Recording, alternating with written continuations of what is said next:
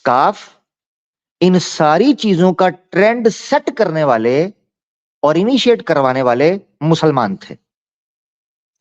आपने इंडिया के अंदर किसी चीज को कंट्रोवर्शियल बनाना है तो उसको मुगलों के साथ या अरब्स के साथ या मुस्लिम्स के साथ जोड़ दो, वो चीज कंट्रोवर्सी हो जाएगी। ये कॉमन सेंस की बात है। मिसाल के तौर पर आपने कहना जी गोश्त ये तो मुसलमान खाता है, हालांकि हिंदू खुद खाते रहे हैं, खाते हैं, खाते रहेंगे मगर बीफ ईटिंग को, मीट ईटिंग को मुसलमानों के साथ जोड़ दिया, लिहाजा जो गोश्त खाता है ये जी मुसलमान, ये इस्लाम।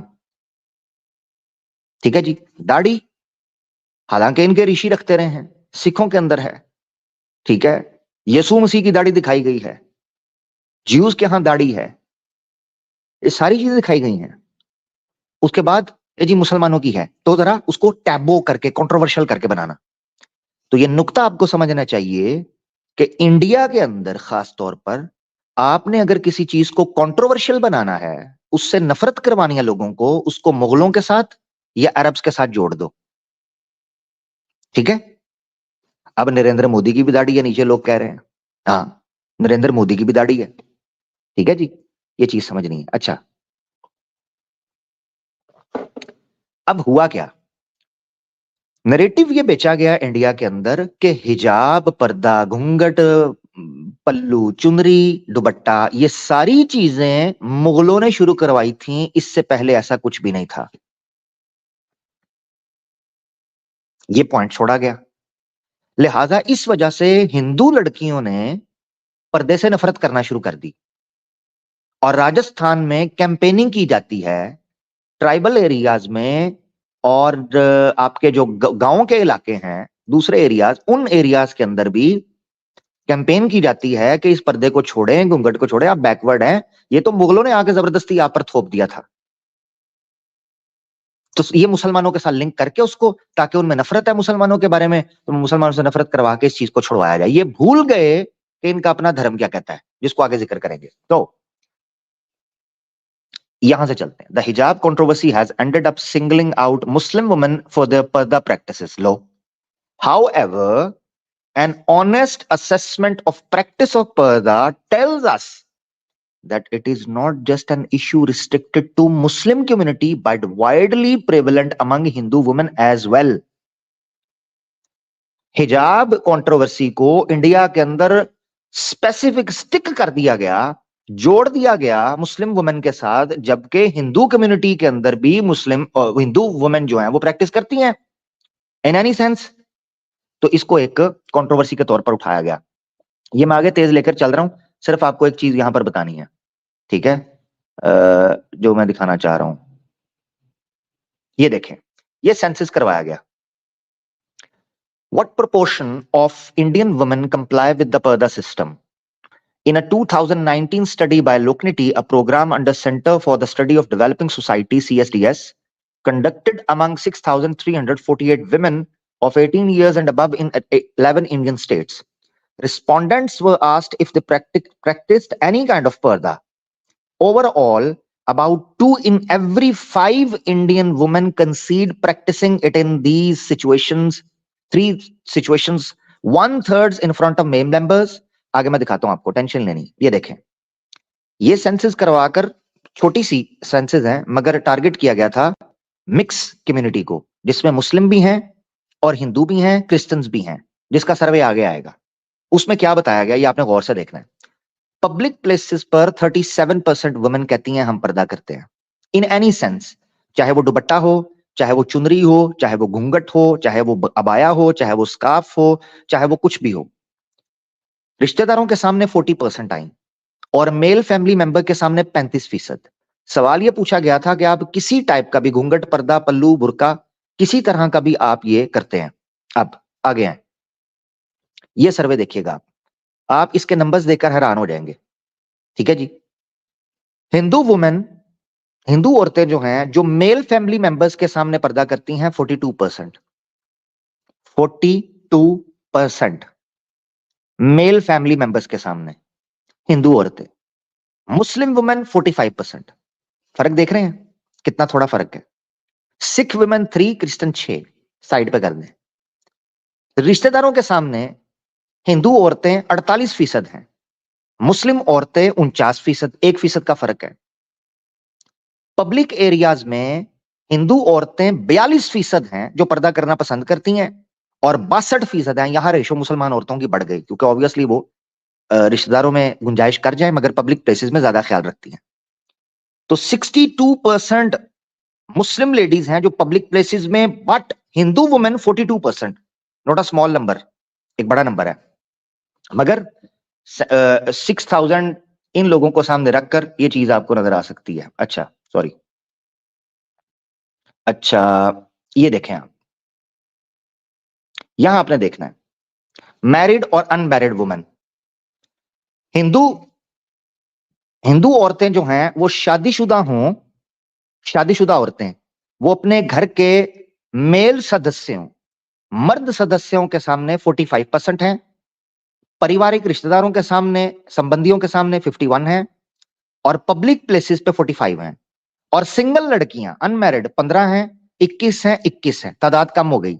यानी हिंदू कम्युनिटी के अंदर जो मैरिड औरतें होती हैं वो ज्यादा मोडेस्ट हो जाती हैं एज कंपेयर टू सिंगल, क्योंकि सिंगल होती हैं तो बेड़ा गर्क हो जाता है।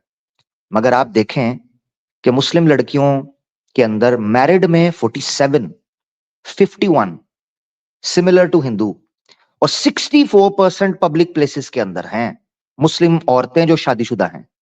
और अनमैरिड लड़कियां जो हैं वो 29% हैं, रिश्तेदारों के सामने 35 हैं, और पब्लिक प्लेसेस पर 46। ह्यूज नंबर, वेरी गुड, एक बड़ा नंबर है। और ये डिवीजन उसके बाद भी की गई आगे। खैर, हायर एजुकेशन के जरिए ये नॉन लिटरेट और up to primary, up to matric, ये सारी चीजें पढ़ी लिखी लड़कियां। अब यहां देखना चाहिए कि जो पढ़ी लिखी लड़कियां हैं, यानी कि इंटरमीडिएट जिन्होंने किया है, पब्लिक प्लेसेस पे 30% कर रही हैं। कॉलेज और यूनिवर्सिटी जाने वाली लड़कियां 24% है, यानी ड्रॉप हुई हैं। ठीक है, बड़ी तादाद में। नॉन लिटरेट लड़कियां जो हैं उनकी तादाद बड़ी है, 46% है पब्लिक में, 50% है रिश्तेदारों के सामने। इसमें मिक्स है, यानी इररिस्पेक्टिव वो हिंदू हैं या नहीं है। खैर, वापस चलते हैं।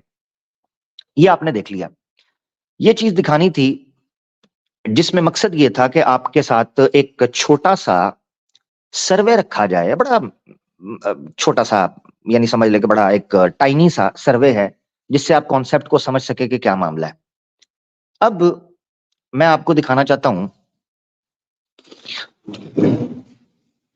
एक आर्टिकल, जिसमें, बल्कि मेरे ख्याल से ये पर्दे से रिलेटेड है, उसको हम सेकंड सेकंड सेगमेंट में रखेंगे उस आर्टिकल को। सॉरी, वेट, हाँ, सेकंड में रखेंगे। अब हम डिस्कस करते हैं एक मजे की चीज, ठीक है जी, और वो है मनुस्मृति। मनुस्मृति, इसको पहले डिस्कस करेंगे। अच्छा जी,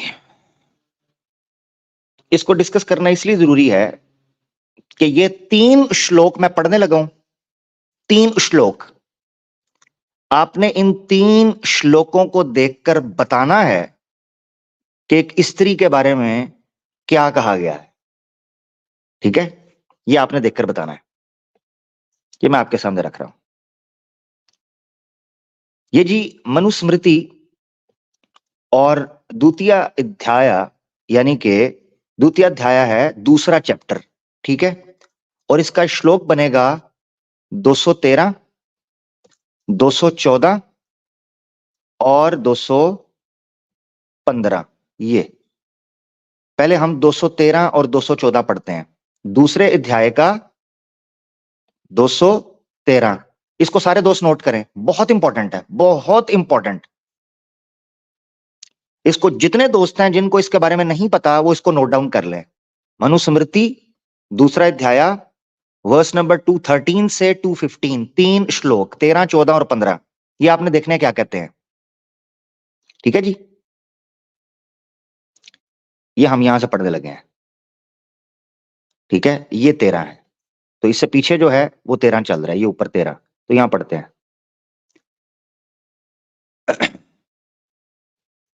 ये स्त्रियों का स्वभाव है, स्वभाव मैंने आपको बताया नेचर। वो कहते हैं औरतों की नेचर ये है कि पुरुषों को दोष लगा देती हैं, पुरुषों को दोष लगा देंगे।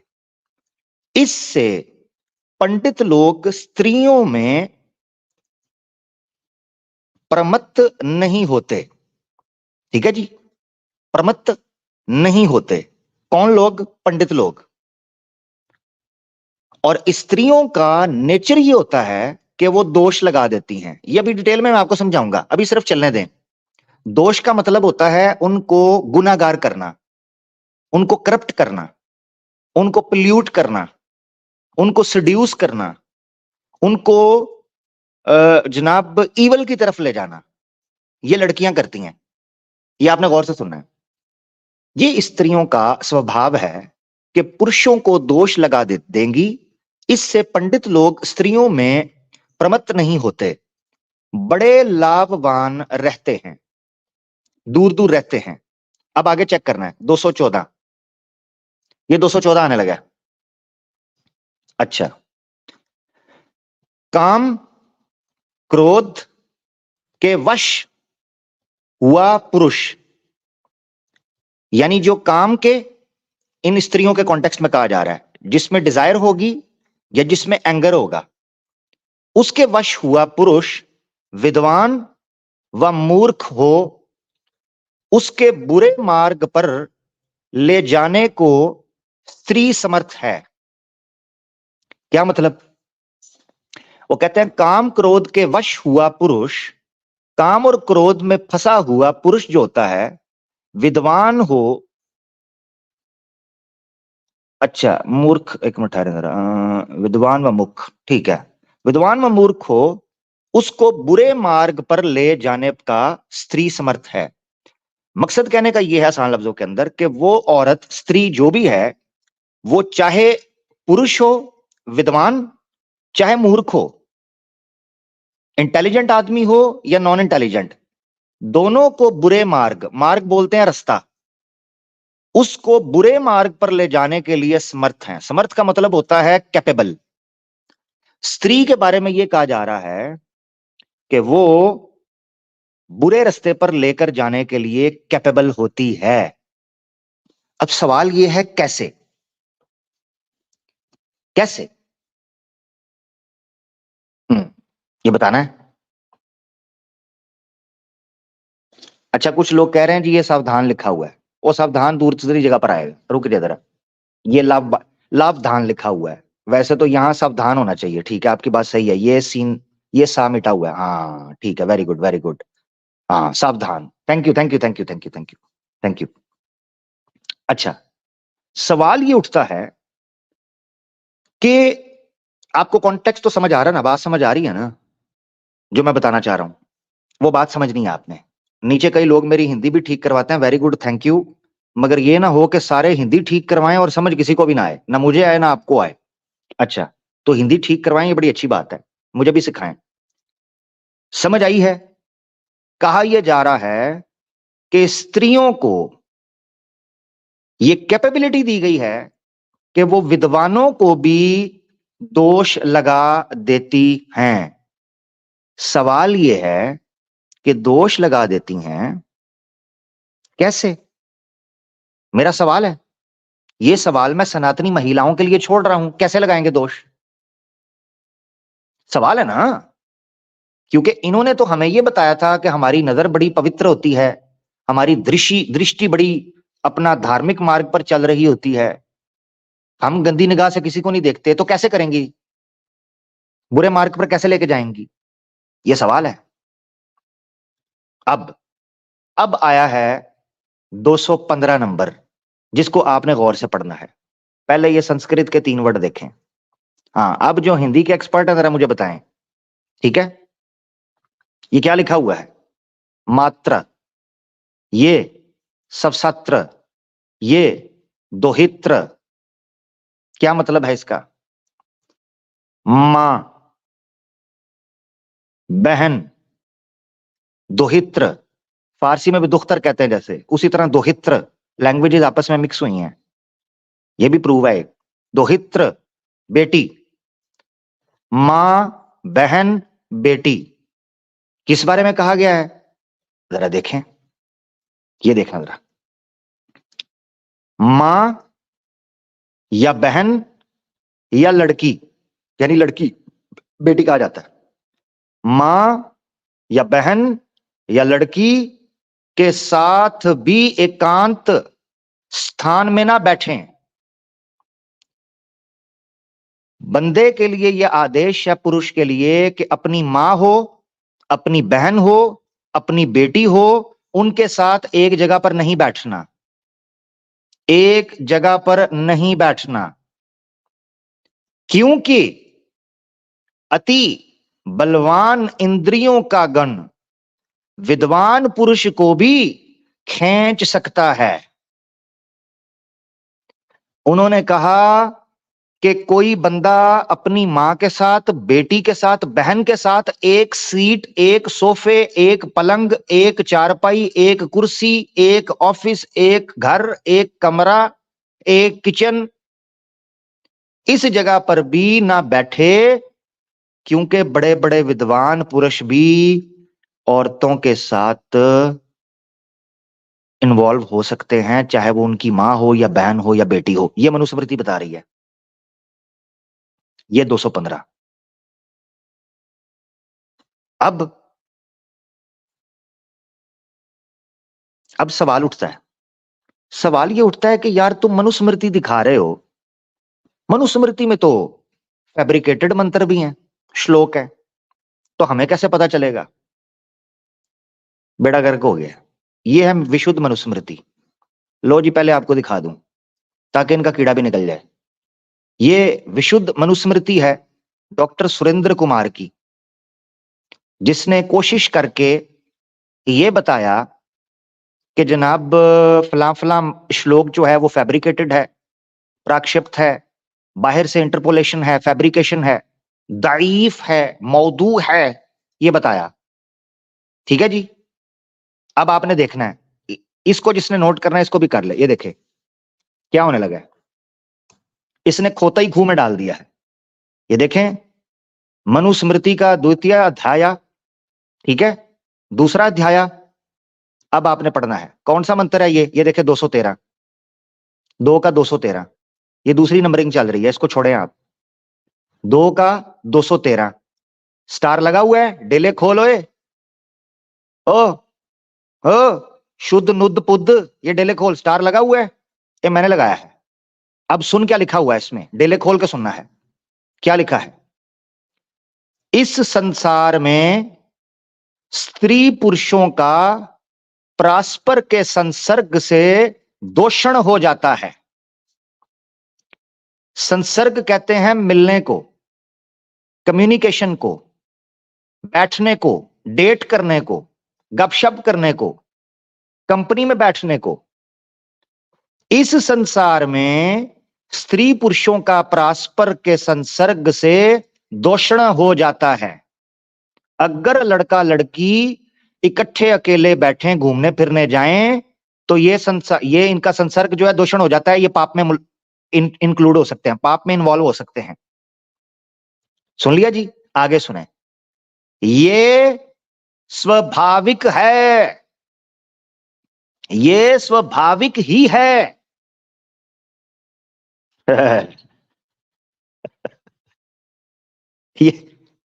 ये नेचुरल है। क्या मतलब है? जो आज आकर हमें ये कहता है कि जनाब, जो आकर हमें ये कहता है कि जनाब नहीं नहीं नहीं हमारी नजर ठीक है, हमारा फलाना ठीक है, ये आपकी मनुस्मृति क्या कह रही है? ये स्वाभाविक ही है, यही नेचर है। आगे सुने। इस कारण बुद्धिमान व्यक्ति स्त्रियों के साथ व्यवहारों में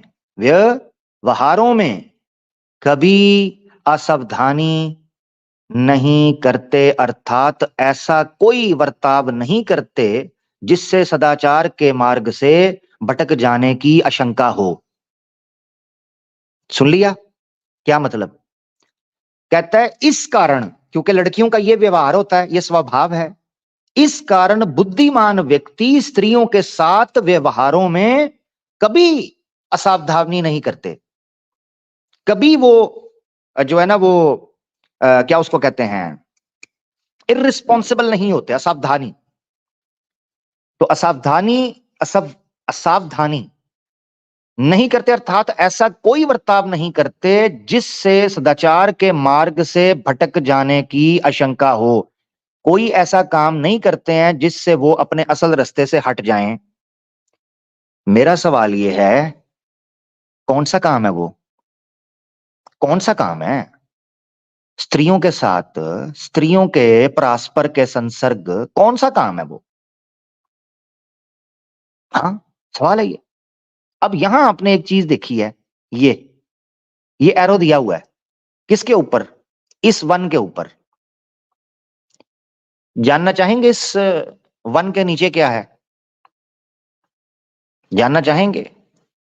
चले आपको सैर करवाते हैं नुद्ध पुद्ध की। ये है, ये देखिए क्या लिखा हुआ है। प्रचालित अर्थ।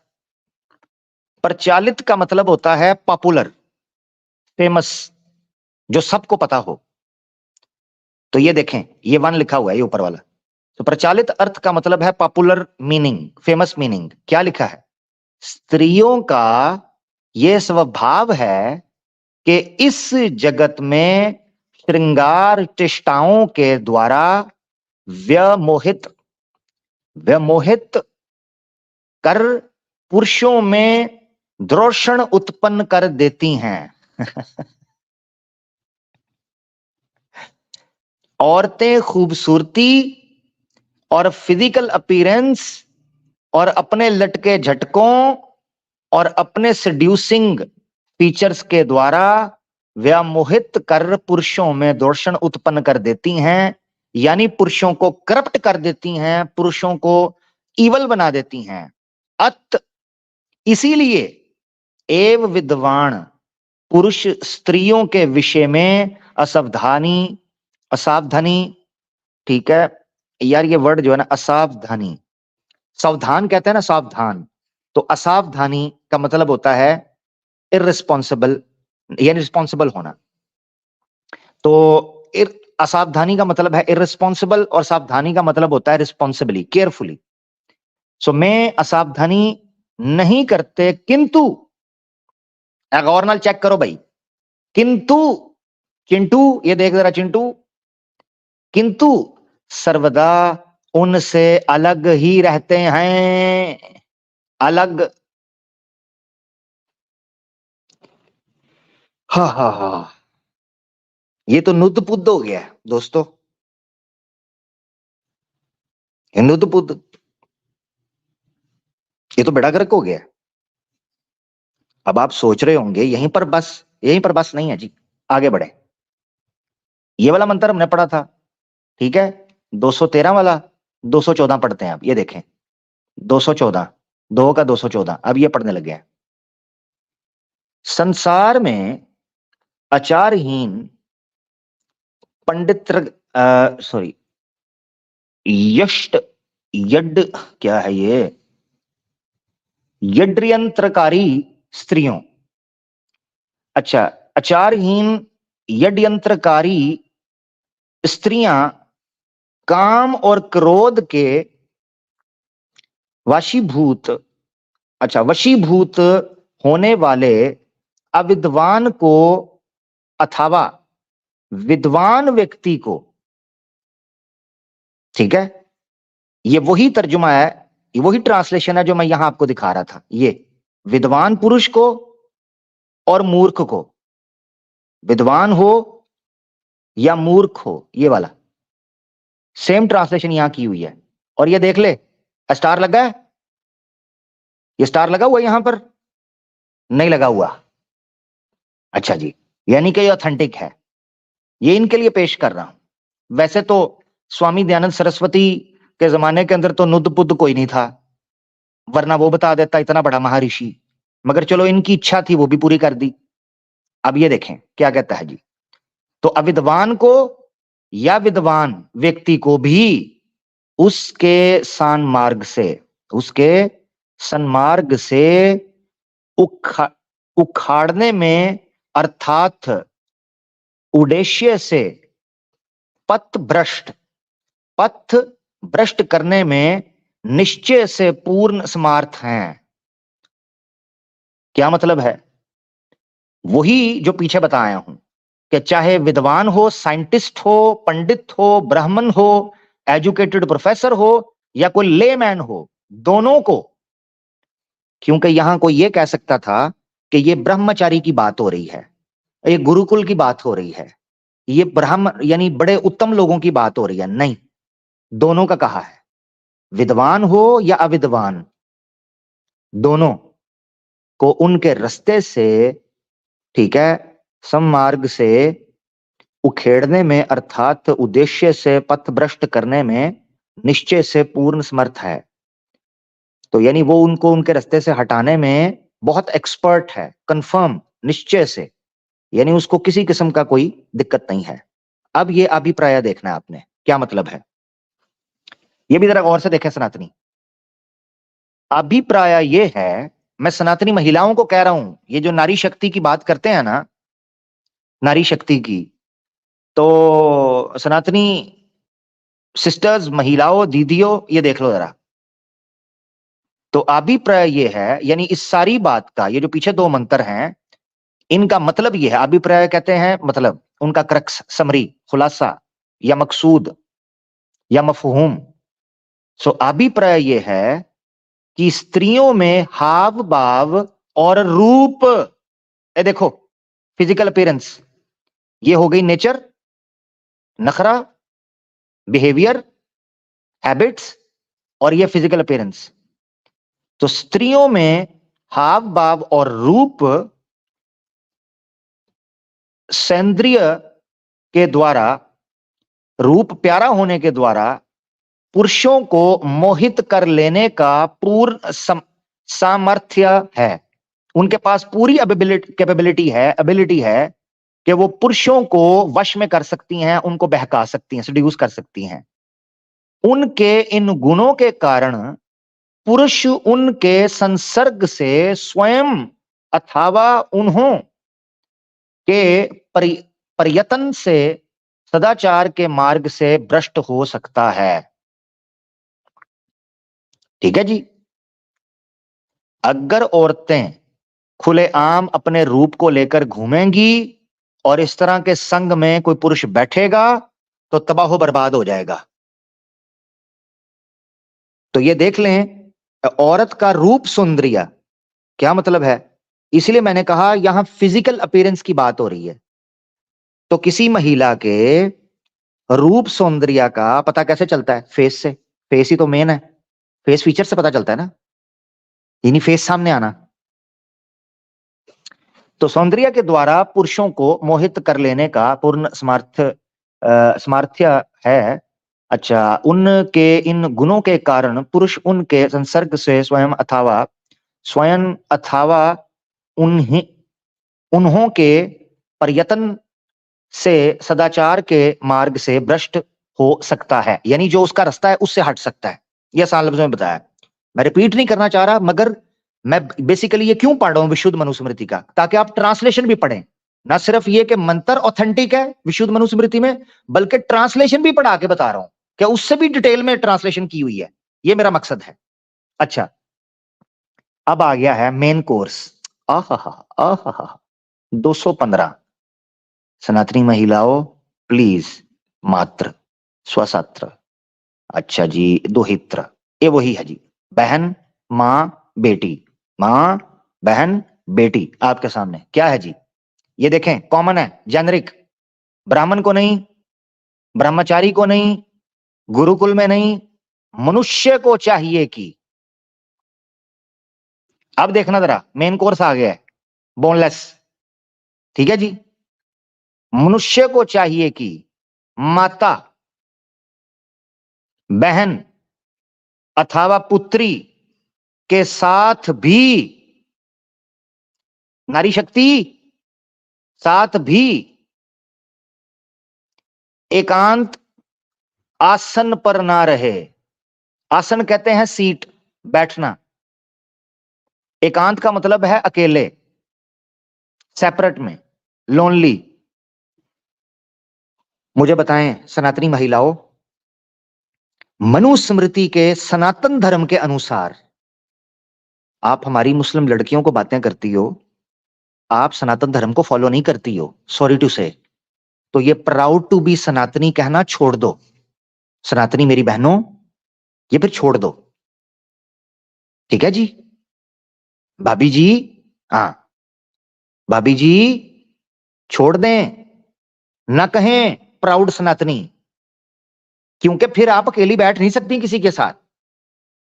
किसी के साथ क्या बैठना है? अपने भाई के साथ, अपने बेटे के साथ, अपने बाप के साथ।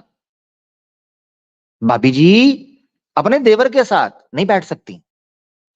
सुन ले, एकांत आसन पर ना रहें, अर्थात एकांत निवास न करें, यानी कि एक जगह पर ना रुकें, क्योंकि आगे देखें, क्योंकि शक्तिशाली इंद्रियां विद्वान विवेकी व्यक्ति को भी, यानी ये जो औरतों के अंदर बड़ी पावरफुल शक्तियां होती हैं सेड्यूस करने की, ठीक है, औरत के अंदर जो नेगेटिव एनर्जी इन्होंने बताया, वो विद्वान हो, विवेकी व्यक्ति हो, उनको भी खींच कर अपने वश में कर लेती हैं, खींच कर अपने वश में कर लेती हैं, ये बताया जा रहा है।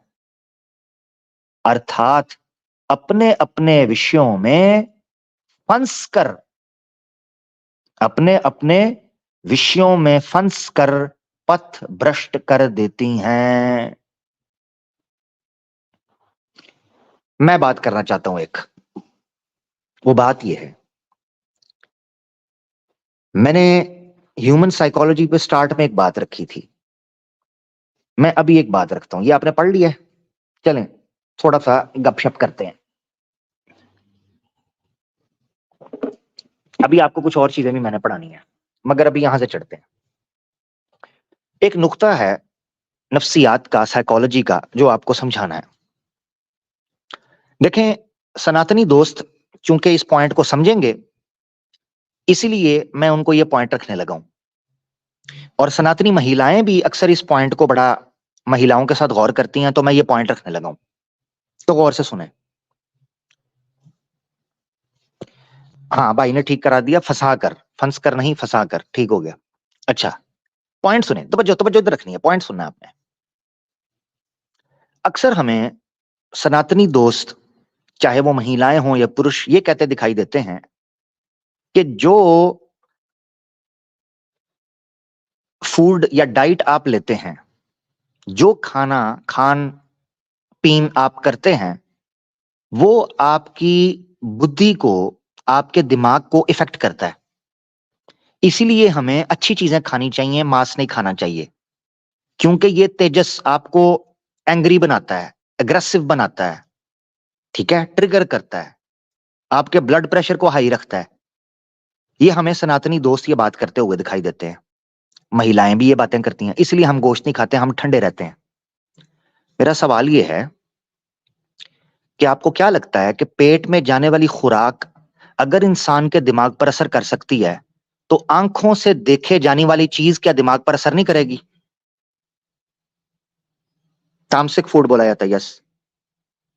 मेरा पॉइंट गौर से सुना है दोस्तों ने? अगर पेट में जाने वाली चीज इंसान के दिमाग पे असर करती है, ठीक है, मान लेते हैं, क्या आंखों से देखे जाने वाली चीज इंसानी दिमाग पर असर नहीं करती? चले मिसाल दे देते हैं। आपने कई ऐसे लोगों को देखा है जो खून से, खून का फोबिया, मुझे नहीं अब उसकी पता, उसकी स्पेशल टर्म क्या है, देखेंगे। खून का उनको फोबिया होता है, खून देखते हैं तो बेहोश हो जाते हैं। अगर आंखों का दिमाग के ऊपर असर नहीं होता, आप जो चीज विजन जो आपके सामने है, जो चीज आप देख रहे हैं ऑब्जर्वेशन में, वो आपके दिमाग पर असर नहीं करती है, तो फिर वो आदमी खून को देखकर बेहोश क्यों होता है? अच्छा, कभी आपने एक्सीडेंट देखा है, वहां खून गिरा होता है, खुदा ना खास्ता, अल्लाह ताला सबकी हिफाजत करे, तो अगर आप एक्सीडेंट देखें या कोई ऐसी चीज देखें तो आपने देखा होगा कि अक्सर आप एकदम अंदर से आपको एक डिप्रेस्ड फील आता है, आप पेन फील करते हो, क्योंकि आपने एक चीज देखी है, वो चीज आपको अनरेस्ट कर देती है, आपके माइंड को हिला देती है, आप अपसेट हो जाते हो। इसका मतलब है देखना कि चीजों का ताल्लुक आपके दिमाग के ऊपर है।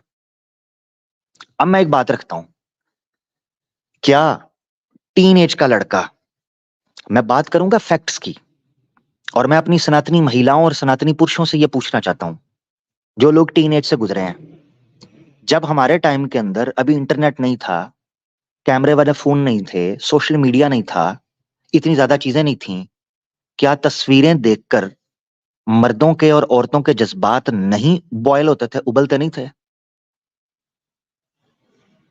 ये नहीं होता था।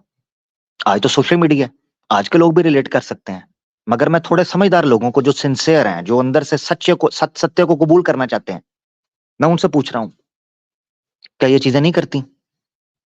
ये कैसे मुमकिन है कि इंसान के पास दृष्टि हो, वो उसे देखे और देखने के बाद कहे कि मैं उसका इफेक्ट स्वीकार नहीं, मुझे है ही, उन्हें होता ही कुछ नहीं है? वो झूठ बोल रहा है, वो मक्कार आदमी है, जिसको देखने के बाद कुछ नहीं होता। और वो ये बोलता है, दो चीजों में से एक चीज है, या तो नपुंसक है, रोगी है, या वो बंदा झूठा है, मक्कार है, लंपट है, इसके अलावा कुछ भी नहीं है।